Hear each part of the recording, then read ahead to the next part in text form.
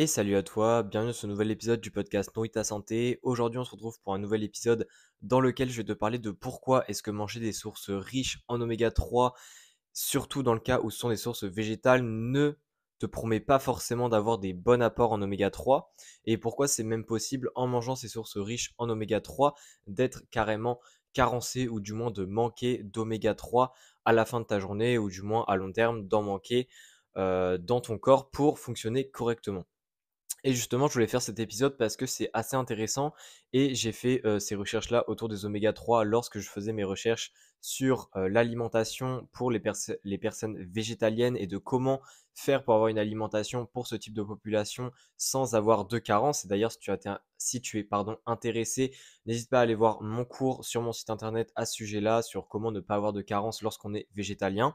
Mais aujourd'hui, je vais te parler du coup de la partie des oméga 3 et je vais t'expliquer pourquoi est-ce que même si on mange des sources très riches en oméga 3 qui sont végétales, eh bien on peut quand même manquer d'oméga 3.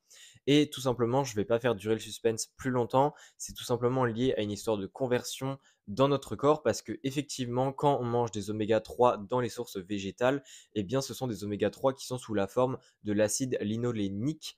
Donc c'est un carbone, enfin c'est un acide gras avec 18 carbones et cet acide gras-là, il est essentiel, mais ce qui est important de comprendre, c'est que les oméga 3, oui, c'est essentiel, sauf qu'il n'y a pas que l'acide linolénique qui est essentiel pour le corps, il y a également deux autres acides, deux autres, pardon, oméga 3, qui est le DHA et le EPA. Et un des problèmes, et ça je pense que beaucoup de végétaliens le savent, c'est que le DHA et le EPA, on n'en trouve pas dans l'alimentation végétale, c'est-à-dire que si on mange du poisson, si on mange des œufs, des choses comme ça, on va trouver notamment du DHA, mais par contre, on ne va pas trouver de DHA ni de PA lorsqu'on va manger par exemple des graines de lin, des graines de chia, des huiles végétales, etc. Donc, ce qu'il faut comprendre, c'est que notre corps n'est pas, il est très bien fait à ce niveau-là, c'est-à-dire que si on mange de l'acide linolénique, donc ce qu'on trouve dans les sources végétales, eh bien, on sera en mesure quand même de produire du DHA et du EPA à partir, donc ce qu'on appelle le ALA. Donc le ALA, c'est tout simplement l'acide linolénique. Et ça nous permet effectivement d'apporter quand même du DHA et de l'EPA à travers une alimentation végétale.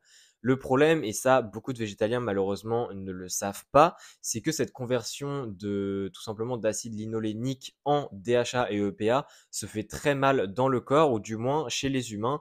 Cette conversion-là n'est que de 5 à 8%, c'est-à-dire que si tu manges, imaginons, 100 mg de ALA, eh bien tu ne produiras que 5 à 8 mg de DHA et de EPA, ce qui est extrêmement peu et ce qui rend la tâche très très compliquée pour justement couvrir tes besoins en DHA et en EPA parce qu'on estime il faut environ 250 mg de DHA et d'EPA par jour. Et sauf que si on fait le pourcentage, si on fait avec le pourcentage de conversion d'ALA en DHA et EPA, eh bien on remarque que ça fait quand même énormément de ALA qui est nécessaire, puisque si on fait x20 environ, hein, pour aller de 5% à 100%, eh bien on arrive quand même à plus de 5 grammes de ALA par jour. Et évidemment, c'est très compliqué tous les jours d'apporter autant de ALA pour justement couvrir tes besoins en oméga 3. Donc tout ça, ça fait que effectivement, ça peut être très compliqué de couvrir tes besoins en oméga 3. Et en plus, il y a une autre chose qui vient venir perturber encore une fois cette conversion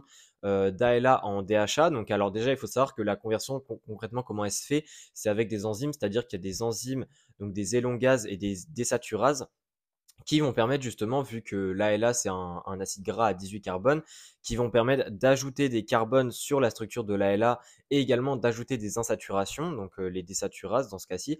Et pour ce qui est d'augmenter le nombre de carbone sur la chaîne, eh bien c'est les élongases.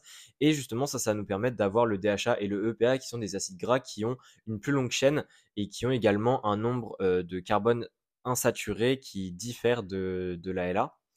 Donc au niveau des mécanismes, ça se passe comme ça, sauf que le dernier point qui vient aussi perturber, c'est au niveau des oméga 6 et plus principalement au niveau de l'acide linoléique. Donc cette fois-ci, c'est un oméga 6. Et en fait, si on mange beaucoup d'acide linoléique, il faut savoir que l'acide linoléique, lui aussi, peut se convertir en d'autres acides gras, donc d'autres oméga 6 qui ont une plus longue chaîne. Et donc, cet acide linoléique a besoin des mêmes enzymes que l'acide linolénique. Et ça fait que ces deux-là vont rentrer en quelque sorte en compétition, ou du moins ça va pas vraiment influencer, sauf dans le cas où tu manges énormément d'acide linoléique par rapport à l'acide linolénique, ce qui fait que tellement il y a d'acide linoléique en fait, eh bien, il y a tellement de quantité qu'ils vont, entre guillemets, emprunter toutes les enzymes disponibles et donc ton ALA n'aura plus, entre guillemets, hein, je dis entre guillemets parce que, évidemment, c'est un petit peu caricaturé, mais ça se passe quand même globalement comme ça, eh bien, ton ALA n'aura tout simplement plus d'enzymes à disposition pour pouvoir être converti en DHA et en EPA. Donc, en d'autres termes, si tu manges que des sources végétales, eh bien déjà, l'apport en DHA et EPA est compliqué. Mais en plus de ça, si tu manges énormément d'oméga 6 par rapport à tes oméga 3, eh bien, ça va être encore plus compliqué d'avoir suffisamment de DHA et de EPA. Donc, c'est pour ça que ce ratio d'oméga 3, oméga 6 est très important. Et on va dire un ratio qui serait top d'atteindre, c'est un ratio de 1,5, c'est-à-dire 1 mg d'oméga 3 pour 5 mg d'oméga 6, qui est déjà très bien, puisqu'on estime que la population actuelle est plutôt à 1,12, ce qui n'est totalement déséquilibré pour le coup. Donc là, globalement, j'ai dit un petit peu ce qu'il fallait. Alors évidemment, le but de cet épisode n'est pas de te faire dire que l'alimentation végétalienne, c'est quelque chose qui ne peut pas te permettre d'avoir suffisamment d'oméga 3. Il existe plusieurs possibilités, hein. Soit tu manges des sources très riches en oméga 3 végétales comme des graines de chia, des graines de lin de manière journalière, mais évidemment, il faut que ce soit régulier, il faut quand même qu'il y ait une quantité suffisante pour assurer un apport qui reste très intéressant. Ou alors, eh bien, il existe évidemment des supplémentations en oméga 3 qui sont faits spécialement pour les personnes végétaliennes.